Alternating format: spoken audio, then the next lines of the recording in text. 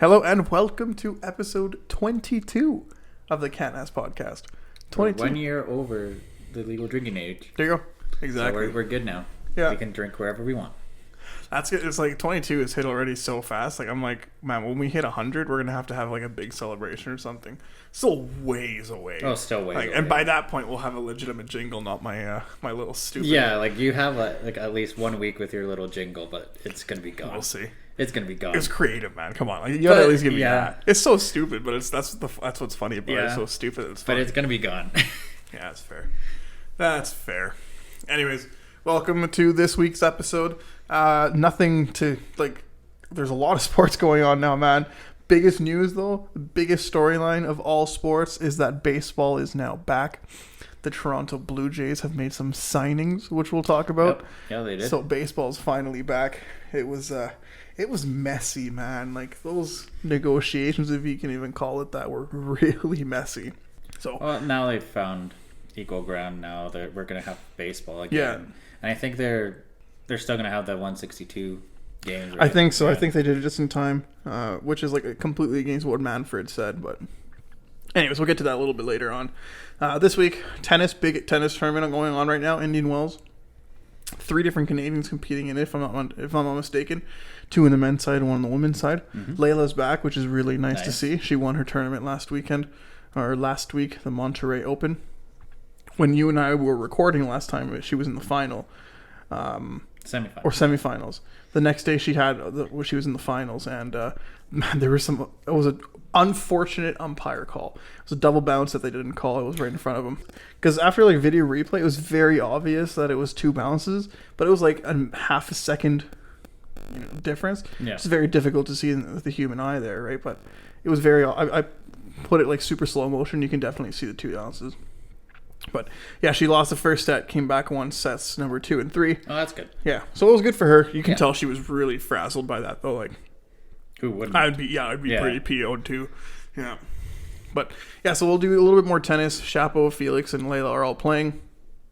They're all into the second round because they're all seeded, which is interesting about the Indian Wells. But anyways, we'll do some basketball as well. Mm-hmm. The Brier is coming to an end. We have the 2 Alberta teams in 1 and 2. You have Team Canada, who is Botker from Alberta, and then you have was it Cooey? Yeah, Cooey is number 2. So Alberta's always been really good at curling, anyways. So it's been nice to see for sure. Is Botker from Edmonton or Calgary? I'm pretty sure it's Calgary. I think. I'm not too sure, but yeah, one of them are from Calgary. The other one's from Edmonton. So I just hope Edmonton wins. And then golf. The Players' Championship at the world famous TPC Sawgrass is on right now. You know the famous Island Green, 17th hole, like only 130 yards, and it's always surrounded by water from like 350. Was that the one where like 1 year, like a long time ago, like the seagull like picked up the ball and just dropped it in the water? I think that might actually be that one. Yeah. There's a few different Island Greens like that, but like TPC Sawgrass is the most famous by far. Like no question, that is by far the most famous one. So yeah, but like there's a lot of golf happening right now, which is really nice to see. We have 3 Canadians in it. Actually, after round 1, 3 were in like contention, like within like 3 or 4 strokes of first place, which is really cool. The weather has derailed it quite a bit, so they're not having very nice weather down there right now. But at the end of the day, not the end of the world. We have 2 Canadians that have made the cut officially. Corey Connors, who is, in my opinion, the best Canadian, and then Taylor Pendrith. But, again, most of them have not played much because of weather. They should have been they should have been done round 3 by now, and I don't even think they're done round 2 yet. Yeah, because usually round 4 is on Sunday. Right? Yeah. So this is a big tournament, man. It's a $20 million purse. So, like, winner gets 7 figures. A lot of money. 8 figures. Winner is going to get 8 figures. It's nuts. Yeah, big names always compete in TPC Sawgrass Players Championship. I don't believe it is a major. I do believe it's just one of the bigger tournaments out there. So, yeah, some really good golf to be played there, man. Really good golf to be played. Yeah, and then like Corey Connors has always been in the thick of things this year. The projected cut is even par right now, which the cut should have already been done. But like I said, they're not even done round 2 yet. I don't even think half the players started round 2 yet. Tommy Fleetwood is still -6, and he was leading from yesterday. So I'm gonna have to really look online, like try to catch it on TV here, because like they're playing well into the darkness and everything too. So I was looking at the Open Championship, like who's qualified for it, and the only Canadian that's officially qualified for it is Corey Connors, because he was in the top 30 in the in the PGA Tour last year. He made it to like the last round of the championship, of the FedEx Cup Championship. I don't know what they call it now, but it's definitely not FedEx Cup. Yeah, so he gets an automatic qualification for that, for the Open Championship. Last year, the Open Championship, though, I thought he did really well. Wasn't he in like contention up until the last point and then just derailed? What's interesting about him is that he's got a really he's good at everything. He's not great at anything yet, though. So jack of all trades, basically. I would say so. Yeah, I think he's like just no like specific thing he's really, really good at, but he's like good at like everything. I've watched like maybe 20 rounds of his, and it's he's consistently good, not great yet, but that's also different things that he can work on and improve on. So we'll see. I mean, he's consistently in the top 30 in almost every tournament he plays, which, I mean, it doesn't seem like a big deal, but it's a pretty big deal, honestly. I think that's all for golf, though. So we have 4 Canadians that were in the draw. 2 look like they're going to make the cut, and 2 are going to miss the cut. So moving on to tennis, the Indian Wells tournament, which is an ATP, a Masters event. So remember, we were discussing how Masters are 1,000 points. So the Indian Wells tournament is on right now. You got like almost all the big names are in there. You got like your Djokovic, Medvedev, Nadal, Shapo Felix, Zverev, Tsitsipas, like all of them are in there. Mm-hmm. So it's always a tough tournament to get past the quarterfinals, because like you have the top players in the world are in there for sure. There's a lot of parity in tennis right now. Hey, have you noticed that? Like it used to be just Federer, Nadal, Murray, Djokovic. It used to be only those 4 that were ever going to make the finals or the semifinals and finals. Yeah. It like never was anybody else but them. Yeah. And it's like always like a surprise when someone does, like, oh my god. Yeah, and then you cheer for the underdog, right? Exactly, yeah. So, but I think the favorite has to be Nadal, solely because of how he started the season. He hasn't lost yet, knocking on wood. He hasn't lost yet. Then like Medvedev has to be up there. Djokovic has to be up there. Is he? He is playing. Yeah. Because I know his vaccine status doesn't allow him to do different things in different tournaments. Like, he probably won't compete in the French Open because of his vaccine status. And Wimbledon, I don't think they'll let him play either. Yeah, I don't think. Yeah, because like it would make sense because they're bigger tournaments, so they want to have everyone safe. The smaller tournaments, I would probably expect them to be a little bit more lenient because they need like bigger stars to play. Yeah. Just to bring in like the revenue and everything. So I guess that makes sense. But yeah, I wouldn't be surprised. Yeah, if he doesn't play for in the French and in Wimbledon. Hmm. Yeah, so you got the games that the Canadians are playing right now. The first round is like over 2 days, and then everybody else plays. Then you play every day afterwards. So you got Denis Shapovalov playing in round 2. So his first round, but round 2 against Davidovich Fokina from Spain. That's a mouthful. Yeah, right. I don't even know his first name. Alejandro, probably. Am I right? That would be so funny. Oh my god, I'm right. There's no way his name is actually Alejandro. That is so funny. Anyways. Oh, yeah. Shapo lost the first set 4-6, but he's won the second set 6-4, and he's up 4-1 serving. So he's up 2 breaks in the third. So hopefully he can clear this. He can finish this well. Felix doesn't play today. He'll play tomorrow. And yeah, I mean, like everybody's through the tournament that should be through right now. There's like one upset, but it's not even that big of an upset.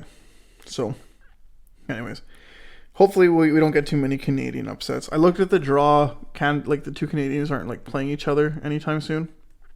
I think they're on like definitely in different quarters, might be in different halves. So, we'll see. I hope he does well. Hopefully. And then by the time we're done recording, Layla will have started her match, so we can't really update too many on that. But it's against Amanda Anisimova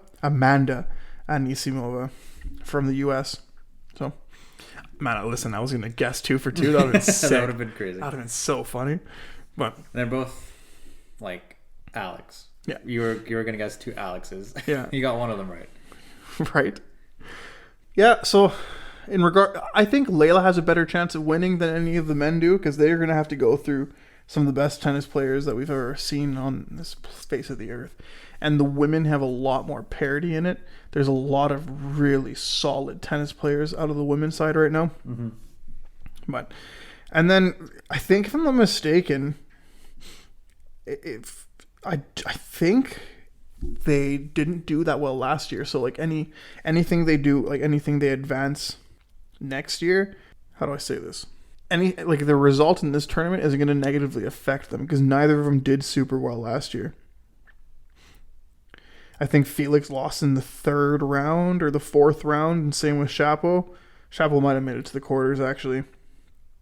But yeah, I'm looking at like the live tennis rankings. Djokovic isn't actually at the tournament. I don't think he's able to play in it because of his vaccination record. So it's just Medvedev. Medvedev's number 1. I stand mistaken. Nadal's the 3rd seed, I think. Interesting. Yeah. But the men, like Felix is at a career high right now in 9th. With good result in this tournament, he can realistically move up to 8th. I think he can pass Casper Ruud out of Norway. Shapo has a little bit more to gain. He needs a bigger result than Felix would to pass his opponents. He's a lot further away. To put in perspective, Shapo has 2,828 points, ranking points, and then Felix is 3,803. Right, so Felix from Casper is 67 point difference, whereas Shapo from the next person up above him, Cameron Norrie, is just over 400 points. So Shapo needs a lot more favorable results for him than Felix does in order to move up ranking points. And you want to be top 8, because when you get top 8, you get a favorable quarter in the Grand Slams. Oh, from like the tournaments before the Grand Slam? Yeah, well, because if the goal for Felix should be to end the year within the top 8 and make it be consistently in the top 8 rankings in the world. Because if you're in the top 8, the seeds, if all the big players are in a tournament, you will be seeded in a different quarter than anyone else in the Big 8. Does that make sense? Oh, okay, yeah, that makes sense. So like you get easier opposition all the way up to the quarterfinals. So that would be good points. And then he would be playing against people below him in the ranking, right? So you theoretically should be beating most of them. But it's a good time for Canadian tennis, man. We just won the ATP Cup. That was really nice. And great time to be alive for those kids, man. Mm-hmm. So, and then the women, Layla will start soon. She won her last tournament, Monterey Open. I honestly feel a quarterfinal result should be expected / a positive. Anything less than the round of 16, though, I would consider very disappointing, honestly. She's like, when she's at her game, she's really good. And the fact that she's a lefty, huge advantage for her, because not a lot of players play lefties. She's like tiny, but holy cow, is she strong. Yep.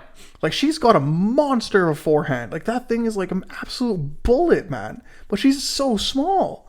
I don't get it. Physics don't apply to her. No, just technique, I guess. Technique for sure. And she's also jacked. Oh, I was like, you look at her legs and you look at her arm, like, she is jacked. Yeah. Yeah, but like, she just looks so tiny, though. Yeah. It's just, anyways. Yeah, Canada should do pretty well. Yeah. Hopefully by the time of recording next week, we'll have somebody that's still in the tournament. That would mean they're in the semifinals, though, so it's like pushing it a little bit.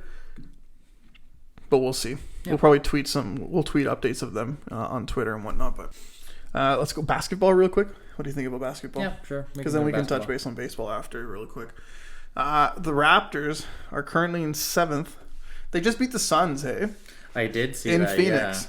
Yeah. In Phoenix. That's a big result for them, man. Especially with the team Phoenix has and the team Toronto has. It's pretty impressive. Not going to lie.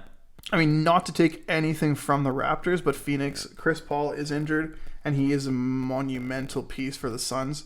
The Raptors are 2 games back of 6th place Cleveland. Because Phoenix was a big win, man. That's still a Phoenix good team. is a big one, yeah. That's still a very good team. Because I remember we just manhandled Brooklyn in the home and away set. That was honestly, that blowout of Brooklyn was huge, man. It was really nice to see because they just made a big trade. They got rid of Harden, but they brought in a few bigger names like Seth Curry, not Steph. Seth Curry, his brother, Andre Drummond, I think too, is what they ended up bringing in. I think so. Honestly, that trade for me, it's Brooklyn that wins it, man. Like they got rid of cancer of James Harden. Philly just ended up getting manhandled by Brooklyn their last game, so that was really nice to see. I feel bad for Joel Embiid though. I really like him as a player. And you know what? I stand corrected. Because earlier I was saying that Toronto doesn't have any superstars in them. Man, Scotty Barnes is looking like a legitimate superstar. Not only that, Freddie VanVleet, Pascal Siakam when he plays well, and Gary Trent Jr. they're looking like really good complementary stars, man. Oh, yeah. This is going to be a really good team in a couple of years. They're building smart. Like Masai Ujiri needs to run the Oilers, man. Different sport, but he has to go for executive of the year. Knowing like we had Peter Chiarelli and Ken Holland, I think Ujiri could probably do a lot better than. It's incredible to see like what a good executive manager can do. Right, you lose like big pieces, but you're still doing pretty well without those big pieces on your team. Mm-hmm. So, well, it's like they had a mini rebuild, right? They just had one year where they made up or left out the playoffs. Yeah, but that's okay because every team needs to have that. You know, every team needs to you need to be able to develop properly. It's okay. So just going back to the 2-game winning streak, it was the Spurs and then the Suns. Okay. Yeah. Spurs are a good team too. Popovich got his NBA record of most wins the other day. 1366, I think. Something like that, yeah. That was good for him, man. He's not Canadian. He coached the U.S. team, but you still got to respect. Respect it. Yeah, exactly. You know what, though? We are so lucky to have Nick Nurse as the Canadian coach. It sucks that most of our World Cup qualifiers and all that kind of stuff are during the NBA season, so we can't do anything. And we don't have any of the Canadian players. Mm-hmm. But at one point, Canada's just going to be good enough where we're going to qualify automatically like the States do and Argentina and all them. So Canada, one day. We're getting more and more NBA players, man. More and more Canadians are starting to play in the NBA. We got a couple bigger kids out of the NCAA right now too. So that's always nice to see, right? And then, so let's go to baseball real quick then, because I think it's enough about basketball today. Yeah. The Raptors are doing great. Doing how they're supposed to. I would love to see them move into 6th so they don't have to, so they can play against Philly in the first round. I think I think Philly's first round matchup is doable for the Raptors. I think they'll be able to defend really well against Joel Embiid. James Harden is a clown. And they lost a lot of depth in that trade with Brooklyn. A lot of depth. Boston, I feel, who's currently in 2nd in the East, I think. I feel that Boston's a much more difficult matchup. And then Milwaukee, Chicago, all of them are really tough matchups for the Raptors, honestly. You said Boston was... Boston's 2nd, aren't they? No, they're 5th. Okay, shoot. So who's in 2nd right now? Milwaukee. Yeah, that'd be a terrible opposition. And then Chicago's in 1st. Miami. I actually don't mind Miami matchup. Jimmy Butler, but I don't want to finish in 8th. No. 3rd in Philadelphia right now I would be okay with. That would make, because right now Cleveland in 6th, Boston's in 5th. That would mean 4th that'd be Chicago. Yeah. 4th Chicago. Yep. Yeah. Okay. I think we're more realistic at 6th though. I think that's because the parity in the league again is insane, man. From the Raptors are only 8 games back, I think, of 1st. Yep. And typically it's double digits, right? Typically. Yeah. Anyways. Kind of like the West. Yeah. The West 4th place team is Utah, and they're 11.5, 11.5 games back. So. Yeah, but also Phoenix and Golden State are 2 really good teams, man. And Memphis too. Memphis is getting up there pretty close. Memphis is 2nd. Really? Yep. They caught up to Golden State. Yep. Wow. Good for them, man. John Moran is playing unreal, I guess. Good for them. I don't think they have a Canadian on them, though, so boo. Anyways. Well, technically, Memphis was Vancouver, so. True. I didn't even think about that. That's true. You know what? We might have to cheer for Memphis since they're like because they're somewhat technically Canadian. Vancouver Grizzlies. Fair point. That's a very good point. Yeah, I'll allow it. Well done. But yeah, back to baseball. Yeah, listen, man. Baseball, big news to come out of baseball this week that they ratified the CBA and now they're moving forward with the season. That's just massive, dude. Just absolutely massive. And then the Blue Jays were really quick to get to sign players. They got Kikuchi, a left-handed starting pitcher out of Seattle. But like he played for Seattle last year. Sorry, they signed him as a free agent, which is a big deal. Yeah, it's a very big deal. Like we're getting more depth, which is really nice because we definitely need more pitching. That's something that the Blue Jays have been missing. Yeah, I was reading on Twitter that the Blue Jays are like highly regarded as like should be winning like the AL East and having like a deep run in the playoffs apparently. Well, you know what? This is a tough thing, you know. The fact that they've extended playoffs and made them more teams is unbelievably beneficial for the Blue Jays. Yeah, because we barely missed it. And the Blue Jays had a better record than the Twins, who ended up winning the World Series. Braves. Yeah. Than the Braves, who ended up winning the World Series. Yeah. They did. We won like 7 or 8 more games, I think. The AL East is by far the most difficult division in baseball. You have the Red Sox, consistently great. You have the Yankees, always a powerhouse. You have the Tampa Bay Rays. They don't have all the money that like the other teams do, but somehow they always manage to have an unbelievably good team. And then you have the Jays. And then you have the Orioles. Poor Orioles, man. But at one point, the Orioles were like unbelievably good. Yeah. So yeah. The Jays, with this expanded playoff format, unbelievably beneficial for them. No question. It was huge. That being said, this is going to be a very important year for them. Like, I'm interested to see the loss of Robbie Ray and Simeon, how that works. I think they still need to find somebody to replace Simeon, especially that offense. They are being linked with Freddie Freeman. Canadian Freddie Freeman. He represented World Canada. Series champion, Freddie Freeman. Yep. They're being linked heavily with Freeman. I wouldn't mind that. No, I wouldn't mind that at all. He plays first, so it's going to be an interesting thing for like because it's a universal DH now. That's another thing in the CBA. It's a universal DH as opposed to like in the NL where you have the pitcher. No, it's going to be universal DH now. So that does help the Blue Jays greatly because now they can play. If they get Freeman, they can play both Freeman and Guerrero, one in first and one in DH. Right. Hopefully, a fully healthy Springer helps this year. Their outfield is unreal, man. With Lourdes Gurriel, Springer, just those two alone are just fantastic ball players, man. And then who's the other guy that we're thinking of? The infield is good with Bichette, Guerrero.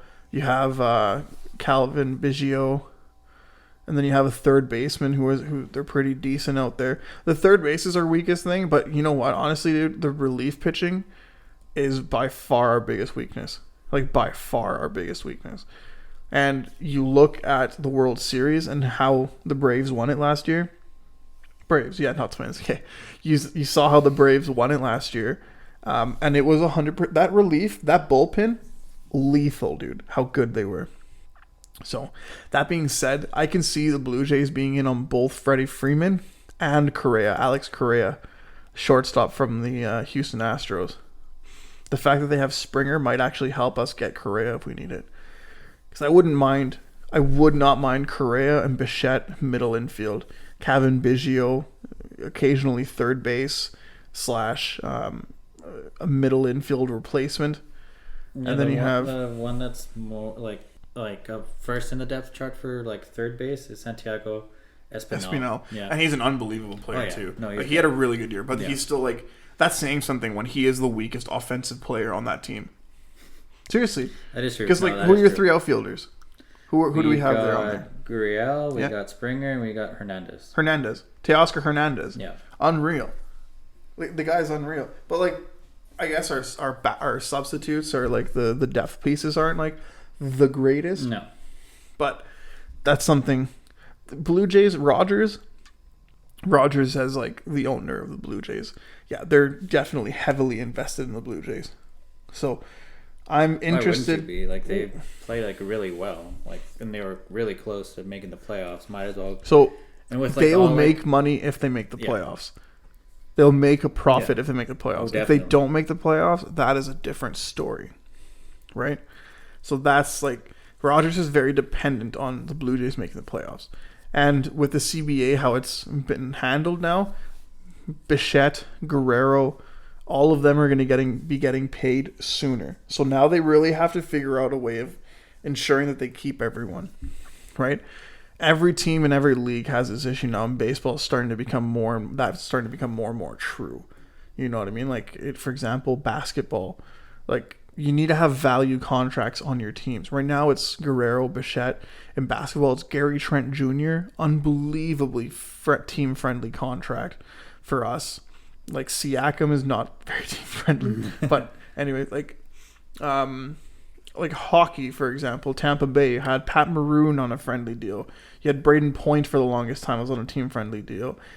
Colorado's a deep team, and like look at their contracts. Like Nathan McKinnon's only making $6 million. Like, you need team-friendly deals on every one of them. So the Blue Jays need to find the value contracts. I think they got a couple in the starting pitches that they got because they have Grossman now. Hyunjin Ryu and Grossman are legitimate number 1 and 2 pitchers. They're actually both aces. Just Hyunjin Ryu had a bad year last year. Mm-hmm. But they're both technically...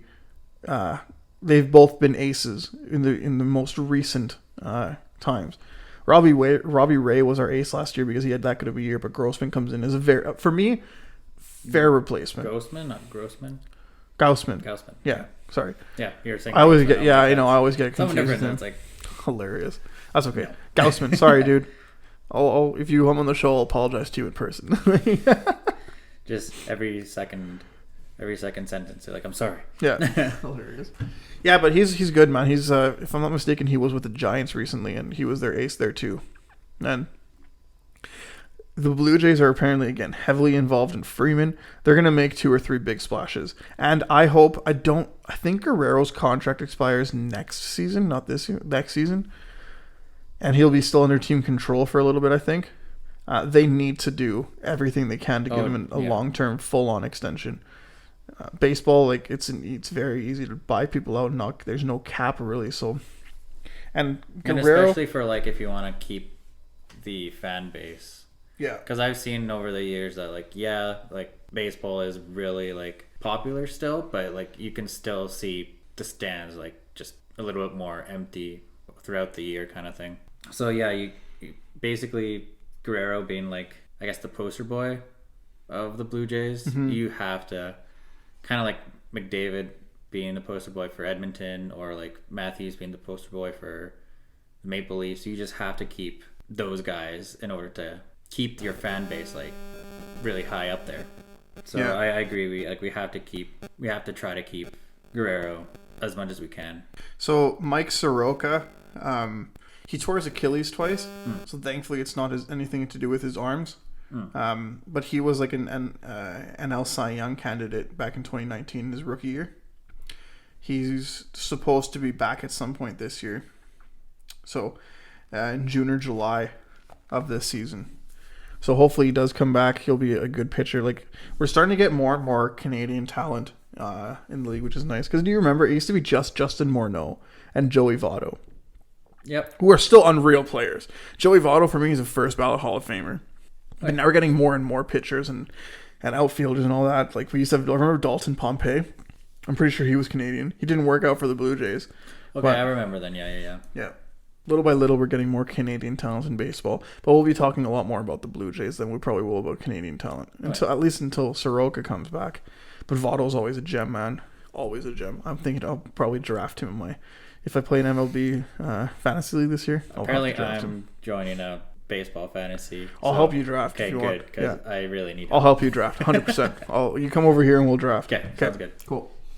Okay, so we talked about basketball, baseball. We're not talking about football. You know what? Soccer, like real football, soccer football. They're all playing in the Champions League is on. Lille is down to Chelsea. I don't think they got eliminated. I think next week they play their last game. I think closer to the end, we're gonna have to really have a discussion as to who we think is going to land Jonathan David. Because I know you and I have already we've spoken about it. We kind of wanted him to go to Bayern because of Lewandowski. Yeah. Staying. Well, I would like him to go to Bayern solely to see, just to see him and Davies play together. Because that would be so good for the national program too. Oh, I was just thinking about just the team. I wasn't thinking about the team. Davies too. Yeah, but yeah, it's fair. He will learn a lot from that program and take over for Lewandowski because Lewandowski's leaving. That would be a huge get. But again, I guess build up the chemistry with Davies and then just kind of bring it to the national team and then just from there too. You see what Bayern's done for Davies. Bayern's helped him develop a lot. His defensive game has a billionfold improved, and that's huge because he needs to be he's probably our most reliably defensive minded player that's outside of the back four. But even then, he's the best offensive player in North America right now. So we'll see. And then the window's coming up soon. The Davies is not back yet. He will be back early April, they said. So he probably will not be at Canada's next window. The rosters won't be announced until, I believe, the midweek this week. So we're going to announce it and we're going to mention it probably in the next Canada's podcast episode. I envision Davies not being on there, but I do envision a young, at least one or two young names on there. I'm not talking about Brim, the striker that was with us at the beginning of the season. I'm not talking about him. I'm talking about one of the kids who could play for England, but Herdman's gonna call him. I'd love to see Marcelo Flores here, man. I would honestly love to see it, but I don't see it happening anytime soon. That's so sad. Yeah, I was gonna say you did say he was. Everything about his social media is Mexico. Yeah. Every single last thing about it is Mexico. They should have acted on it a lot sooner, in my opinion. Because he lived here in Canada for a long time. But, oh well. You win some, you lose some. Yep. He wouldn't be the best player in Canada, though, so that's nice. No, but, just to give him a chance to, play more than on Mexico. Yeah. It'll be, you know what I think? So this World Cup, if Canada does qualify, which we should, but I'm very superstitious, so if Canada does qualify, I think a Canadian player that's not named Laren, Davies, David. Probably actually Laren. A Canadian player will be the breakout star of the World Cup. 2 World Cups ago, it was James Rodriguez. Mm-hmm. He got signed by Real. The last World Cup, it was... who was it? There's a couple bigger names. A couple of Croatians got signed a little bit. A couple of French, Belgian, I think, got signed too. The Euros, not last year, but the Euros prior, was Renato Sanchez. He was a big signing for Bayern. I think a Canadian will be a big signing. Whether it's Eustachio, I know he's already in Porto, but he could, if he has a big tournament, he can go somewhere. Go to a bigger team? Honestly, for me, it's going to be Kamal Miller. Kamal Miller will be the biggest signing coming out of Team Canada. I think Kamal Miller, if he plays the way he can play, he will be going and playing for one of the English teams as one of their starters. That's not named Davies or David. Of course, yeah. I'm saying besides those two. Yeah, he will be. Yeah, he will be. But Davies and David, it's on a breakout. They're already superstars. They're already superstars, yeah. So the breakout star for Canada is going to be Kamal Miller, in my opinion. If Canada stands a chance at making it past that first round and even winning a single game, Kamal Miller needs to stand on his head because we will not be playing easy opposition. It won't be the U.S. and Mexico strikers. It will be the English strikers or the French strikers or even the Spanish strikers. The Spanish. The Spanish have never had a legit full-on number 9. I mean, Torres has been good and David Villa have been good, but they've never had an ultra superstar 9. They've always had unreal team chemistry in the front. But I would be really interested to see Kamal Miller play against Diego Costa. That would be really interesting to see. Mm-hmm. Or even Germany too. Germany, yeah. 100%. The Danish don't have like the legit number 9 up front. That would scare me, but they're a decent team still. But I don't know, man. I really feel strongly about Kamal Miller and Scott Kennedy. Steven Vittoria is unreal too. If we play a back 3 with like 2 wing backs, I don't know what they're going to play. All I know is that I trust Herdman in whatever decision he makes. Yeah. We should get him to manage the Oilers too. Right. Good segue also. So our midweek episode is going to be just about the Oilers, so we're not going to talk too much about them this week. No. Because there's a lot to talk about. There is a lot. We don't want this episode to be too long. Yeah, exactly. So, overall NHL, Calgary continues to roll, man. Like, what a team. I still very strongly feel they overpaid for Toffoli. I still feel very strongly. And I still think they overpaid for Coleman in the offseason. But it's going to come. It's working now, but they're going to have to give Tkachuk and Gaudreau raises soon. That's going to come and bite them in the rear end. But it's working now. And that is a good team. Solid goaltending. Number 1 and number 2. Unreal goaltending. The defense from number 1 to 5, very, very strong. Yep. 6 and 7, interchangeable, but a good team has that. Yeah. The forwards, they lack the superstar elite talent in the front, but they have very good all-stars in Lindholm, Tkachuk, Gaudreau when he plays well. You got the Monahans, who's a very good complementary second line forward. You got the Colemans, the Mangiapane. You got they have a very good deep forward group, except for Lucic in the fourth line, but he's a human pile of garbage. Good Lord, he's a terror. I don't understand how he's still in the NHL. But he's playing Brent Sutter. He's playing his style, and he's exactly Daryl the kind Sutter. of... Sorry, Daryl Sutter. There's You're so many Sutters, man. man. Today, man. There's so many Sutters, man. Brent was their former coach, wasn't he? No. I don't know. Who's Brent? There was a Brent. Yeah, player. He was also one of the elderly ones. And there's a lot of Sutters. Look it up. Yeah. There's a lot of Sutters. But yeah, Lucic is exactly Daryl Sutter's type of player. A physical, big guy who's just going to hit everyone. And that's the kind of playoff player that you need, So, you and I, we were talking earlier, they seem to win trades often. And I feel like they do really good hockey trades, I find.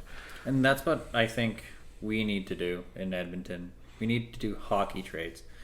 We can't go find a complimentary player in the teams that aren't going to make the playoffs. We need to make a hockey trade. We need to be creative with our trades in order to improve. You might give up quite a bit, but if it improves us now, then might as well do it. Yeah, I don't disagree at all. We need that. But as much as I hate to say it, you got to look at what Calgary's doing and just be really impressed. Oh yeah. And want to do similar to what they're doing, because they've done a lot to improve that team. I still think, similar with Toronto, until they perform in the playoffs, we can't overhype them. No. Because they're built, they have a style that will make it in the playoffs, but they're skilled players. I don't see them scoring. I don't see them producing in the playoffs the way that they're producing now. Do you understand what I'm saying? We haven't seen it with Gaudreau and Monahan before, and then Tkachuk, I guess. Their stars are all really small, yeah. Right? Their stars are pretty small. That being said, they've been playing playoff hockey, playoff style hockey, physical, hard-nosed, gritty hockey the entire season. For me, they're the most likely Canadian team to win a cup this year. I do actually see them having the ability to make it all the way to the final. Mm-hmm. I do. I don't think there's anybody in the Pacific right now that's close to how good they are. I think there's teams in the Pacific that have more talent than they do, but they're just not there yet. They're not built the way Calgary's built it to Let's just put it this way. Calgary is, talent-wise, not the best team in the West. Just straight up, they're not. They're built the best in the West. Yeah. The way that they're built, 100. Their weaknesses are covered significantly by the strength of the other of their positions. Yeah. Their weakness for me is a lack of elite top scoring. That's for me. That's their weakness right now. They lack this, but they play such a good physical, sturdy defensive game and a defensive style hockey that it gets them the wins anyways. Mm-hmm. And then you also have they can break the opposition pretty easy. Yeah, and you also have elite goaltending so that you don't really have to worry about not being able to. They're definitely built the best. Yeah. Now, they don't have the best forward group. No. I don't think. Their top 9, I wouldn't even put them in the best 10 in the league, to be honest with you. Their top 9. Because, like, I still think Toronto's better. I think Toronto's better. I think Carolina's better. I think Florida's better. I think Tampa Bay's better. Colorado. I think Colorado. I said Colorado, I think. You said Toronto. Colorado, Toronto, Florida, Carolina, Tampa. I honestly think Edmonton still has a better top 9 than they do. Because McDavid and Draisaitl is better than all of them. Yeah. Seriously, it's true. Not better than Vancouver. I still think a healthy Vegas has a better top 9 than Calgary does. Dallas, with the way like Robertson just came out of nowhere and playing really well. Yeah, because Dallas has more like superstars than has more like elite scoring talent than them. Yeah, that's fair. Who else in the East though? I'm thinking like because the East is so strong. Boston's top 9's better with Bergeron, Pasternak, Marchand when Marchand isn't suspended. Washington has Pittsburgh better top 9. I've already named 11, and even if we take Oilers out of there, that's 10. Right? Like when it comes top to bottom talent, yeah, I think they have a better. They're not as good offense, like elite talent that way, but they're built the right way. Yeah, I was gonna say the way they're being coached and the way the GM built the team. Yeah, like just because like their weakness is very well hidden by every other aspect of their team. Mm-hmm. Okay, Vancouver's isn't. Vancouver's weakness is their defense, and my God, is it ever bad. Edmonton isn't. Our weakness is also our defense / our goalie. Our goaltending has been abysmal this year. It's been sad to watch, and it's resulted in some bad for later. Yeah. Who else? Toronto? It's showing that their goaltending is their weakness as well. Now, I don't think their defense is strong enough to counterweigh the goaltending. Listen, I hate to say it, but Calgary, in my opinion, is probably the best chance to win the cup for Canada. For a Canadian team. Yeah. Yeah. I still think it's Colorado's to lose, though. Oh, yeah. That's a good team. With Canadians, Cale Makar and Nathan McKinnon. Darcy Kemper, too. That's true. The best player of each position is Canadian for them. Yep. Good for them, man. That's good. That's what you need. Yeah. Right. Yeah. Look, well, the trade deadline is fast approaching. I'm interested to see what happens. I think their goalie market is so small. Not a lot of teams will be able to get a goalie. I think the defensive market is very strong. So I'm hoping the prices aren't that high. Yeah. Okay. So I think we're going to end this episode. Okay. With a segment that your friend thought of. So you go ahead. So my friend Chris thought of a segment that we can do, which is actually pretty sweet.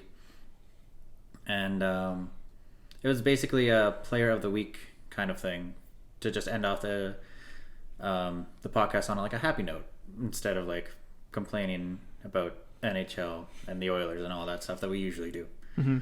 So yeah, for right now, we'll think of a player or a Canadian team or maybe like a performance, anything that you think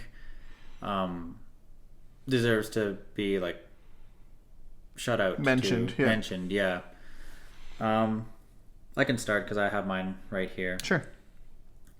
So, my player of the week, who I guess flew under not really flew under the radar, but like we've always been talking about McDavid, Draisaitl, Matthews. My player of the week is Jonathan Huberdeau. Very nice. Yeah, he is first in the NHL in points with 82, and like the past 4 games he has, yes, they're all assists, but he has 7 points in 4 games, so it's pretty decent. And man, on a stacked Florida team, you can't really say anything bad about Jonathan Huberdeau. Like, you have an elite player in Huberdeau, and it's just, you need players like him, especially with like how he's not really like shoot first kind of player. He's more of a playmaker. Mm-hmm. Especially on the first line with like Barkov. Yeah, I would. My player of the week is Jonathan Huberdeau. Very nice, very nice. Yeah, good call. I'm going to go with a performer of the week, if that's okay. So an individual performance like on a Canadian team. Like a performance or a player. I'll be honest, it's during the because week. like I didn't have the chance to even think about a player of the week just with numbers and everything, and I was trying to look at my performer of the week. Like maybe he did really well. He didn't. It was just one game. It was Gary Trent Jr. Out of the Toronto Raptors. Cheating. He's American, but he's on a Canadian team. So I'm gonna use that as a. We're gonna use like that I said, as one. Canadian team or Canadian player. So yeah, That's fine. mine's gonna be Gary Trent Jr. He had a very good performance against the Phoenix Suns. A huge part of the win. 42 points, 42 of the 119 points for the Raptors. That my biggest thing with him. I was just watching this like a mini documentary on YouTube about him. He's on an unbelievably team friendly deal for 3 more years, and he will be an integral part of the Raptors moving forward. I think my performer of the week will definitely have to be Gary Trent Jr. Just the one performance that week was quite nice to see. Didn't have a huge game against who was it? The Spurs, but the rest of the team showed up. But he was a big part of our win Against the away Suns. in Phoenix against the Suns, the best team in the NBA. So that is my performance of the week. I like Very that. nice. Ending with a positive note. So very nice. Anyways, thank you everybody for listening to our episode this week of the Can Ask Podcast, episode number 22. And tune in the middle of the week where we're going to talk about the Oilers. And the tears will probably be shed, to be completely honest with you. So thank you everybody for listening, and we'll see you later on this week.